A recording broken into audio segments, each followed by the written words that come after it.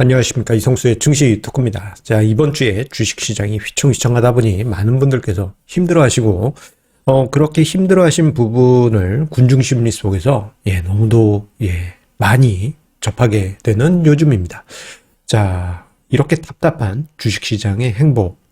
하루는 좋은 소식, 하루는 나쁜 소식, 이런 게 이제 계속 반복이 되다 보니까, 시장이 조금만 흔들려도 힘든 그러한 모습들을 보이고 있는 것이 지금의 주식시장 모습인데요.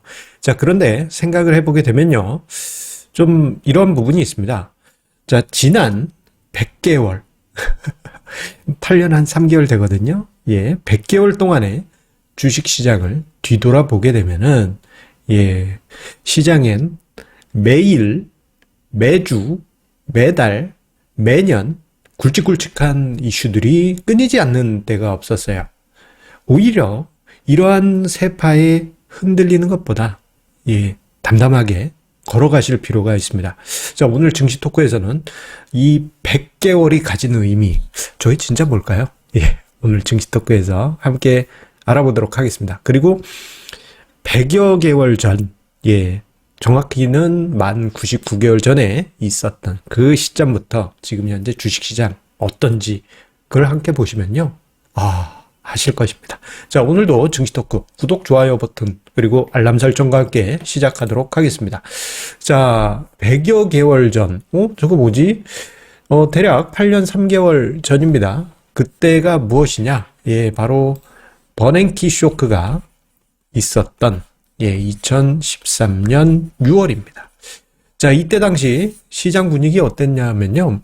지금 와서 생각해 보면 그때 좀 버티면 되는 거 아닙니까? 별거 아니네요. 저거, 요만큼 이렇게 떨어진 거 가지고 이렇게 생각하실 수 있겠지만, 그때 당시 경제 분위기, 그리고 증시 분위기는 정말 살벌했습니다.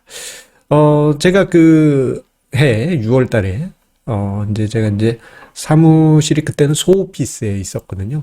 출근하면은 사무실 실장님께서 대표님 힘드시겠어요 이렇게 위로의 이야기를 그해 6월에 많이 해주셨습니다. 그도 그럴 것이 그때 당시 뉴스 기사들이 하나하나 살벌했어요. 양적 완화 이후 풀렸던 300조 이제는 이탈 우려 있다. 이제 큰일 났다. 망했다. 이런 분위기.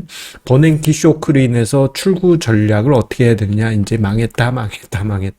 전 세계의 금융 시스템은 붕괴될 것이다. 2008년 금융위기가 재발될 것이다.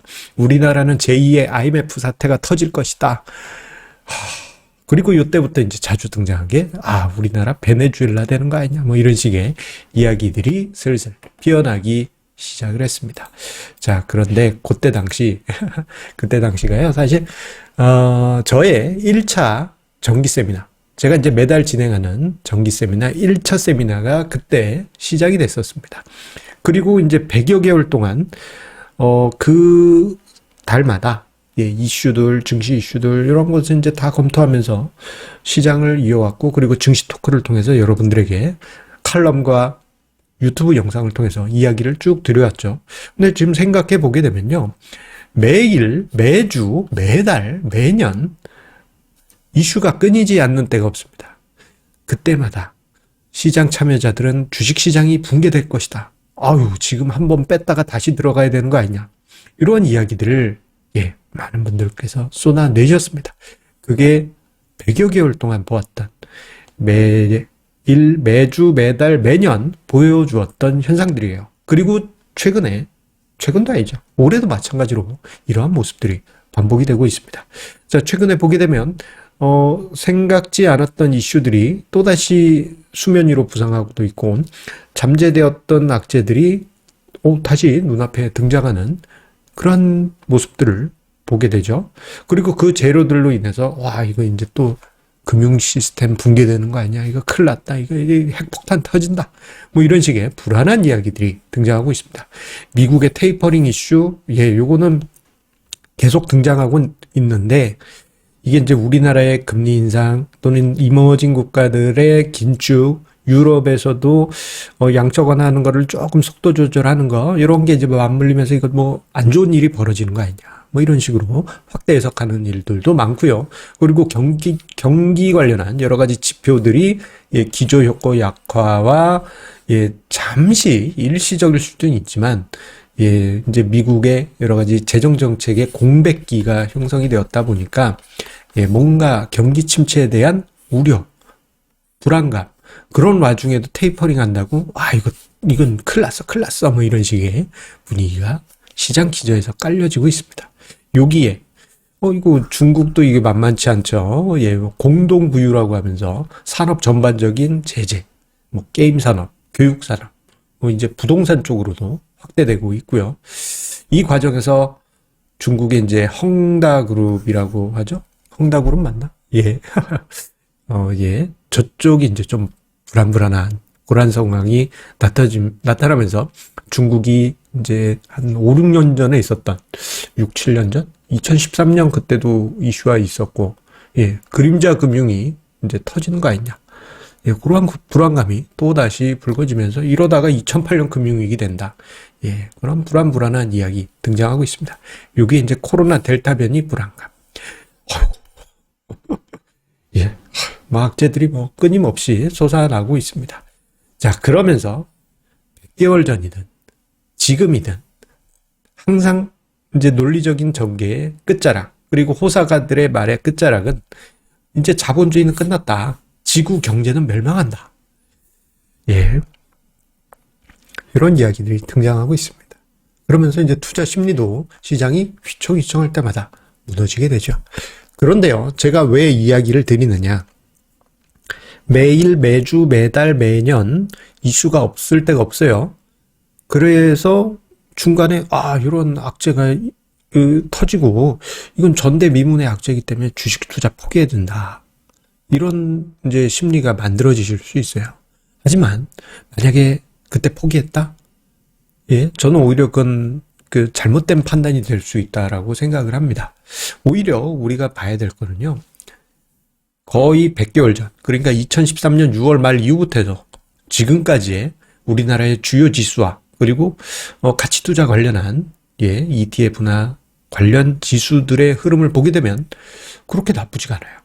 자, 여러 가지 이슈들이 터졌을 때 계속 들고 갔다가는 그냥 뭐 완전히 망한다 이런 분위기하고는 다르게 코스피 종합지수 예, 67% 예, 상승했고 그리고 이제 코스닥 지수는 99%, KRX 스마트 밸류 지수 같은 경우 58.8%, 킨덱스 밸류 대형, 이건 ETF죠. ETF는 98% 상승, 코세프 고배당 87% 상승한 이런 모습을 보여줍니다. 이게 연 환산으로 하면은 5.8에서 8.7%의 연복리 수익률로 이야기를 할 수 있어요.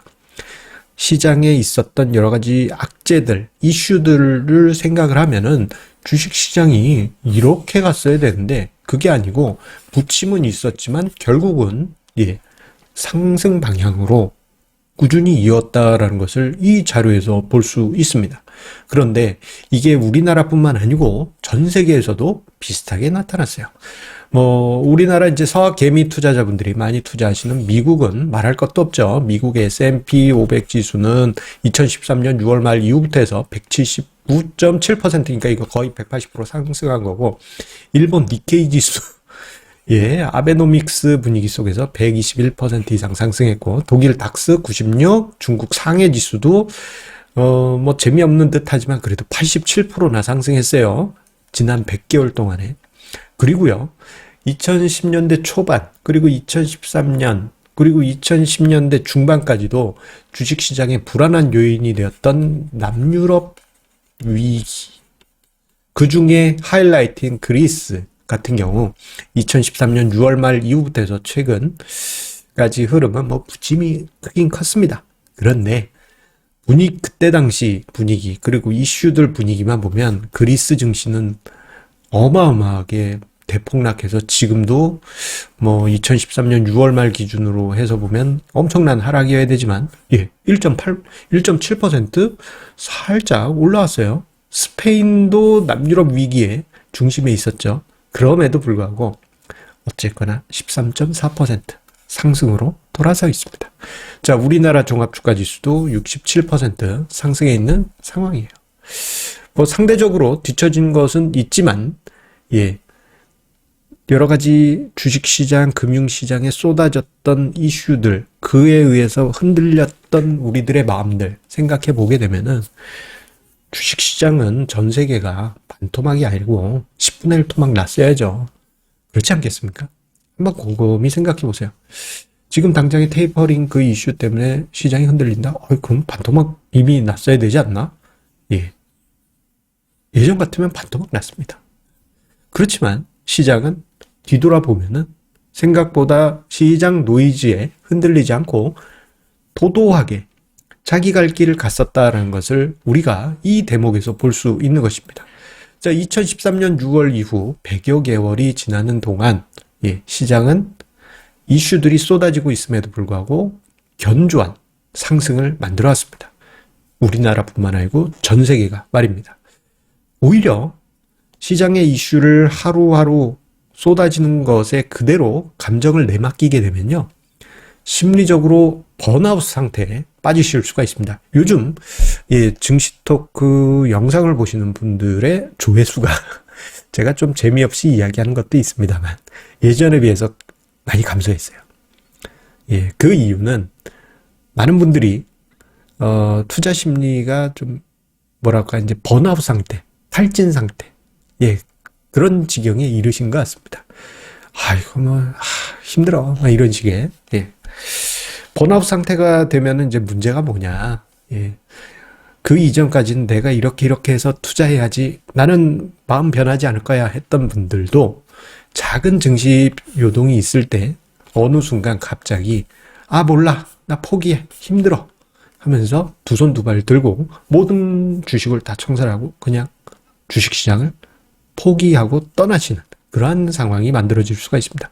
오히려 그때는 증시 바닥일 가능성이 매우 높죠. 그런데요, 제가 앞서 이야기 드린 대로 매일, 매주, 매달, 매년 이슈가 없었던 때가 없다라고 말씀드렸잖아요. 그리고 그 이슈들은 전 세계의 경제를 붕괴시킬 것이다. 우리나라 내부적으로는 제2의 IMF 사태가 올 것이다. 한국이 베네수엘라처럼 될 것이다. 뭐 이런 극단적인 논평으로 귀결되는 경우가 많았고, 또 이게 인간의 본능이란 게 나쁜 이야기를 좋아합니다. 그 인간의 본능이에요. 사람의 본능입니다. 이게 투자 심리 측면을 이제 공부를 하다 보면은 사람의 본능에 대해서도 공부를 하게 되거든요. 자, 우리 생각해 보세요. 뉴스 기사를 봐도 TV 뉴스 메인 1면에 뭐 훈훈한 이야기로 시작되는 경우 본 적 있으십니까? 그렇게 많지 않을 겁니다. 매번 무슨 사고가 나서 큰일이 났다. 뭐 이런 식의 부정적인 뉴스들이 등장하죠. 근데 그런 거에 우리가 주식 투자할 때만은 휘둘리지 말으셔야 되겠습니다. 그리고 극단적인 그 비관론이 있어요. 뭐 루비니 교수의 뭐 비관론. 뭐 나라마다 있지 않습니까? 그런 거에 너무 휘둘리지 마시라. 물론 한 번씩 꿀렁꿀렁 할 수는 있죠. 그런데 오히려 그 과정에서 기회가 만들어지고, 그리고 그 꿀렁이 지나가게 되면 오히려 더 큰 기회가 만들어져 왔다라는 점을 짧게는 지난 100개월 동안 저는 보았고, 조금 더 길게는 10년, 20년, 그 이상의 시간에서 주식시장은 우리들에게 보여주어 왔습니다. 자, 이번 주 여러분들 힘든 시간이셨다 보니 투자 심리에 관한 이야기 많이 드렸어요. 자, 여러분들 마음 단단히 잡으시기를 다시 한번 부탁드리겠습니다. 자, 그런 의미에서 하나 안내를 드리겠습니다. 앞서 이야기 드린 대로 2013년 6월부터 해서 저의 1회 정기 시크릿 세미나가 시작이 됐고 매달 진행이 되고 있습니다. 자, 이번 9월 24일에 100회 세미나가 진행이 됩니다. 자, 참여 방법은 영상 본문과 댓글 최상단에 남겨놓도록 할 테니까요. 많은 관심과 참여 부탁드리도록 하겠습니다. 100회입니다. 한 달도 빠진 적이 없습니다. 뿌듯하네요. 자, 주말 즐겁게 보내시고 우리 다음 주 월요일 다시 만나 뵙겠습니다. 감사합니다.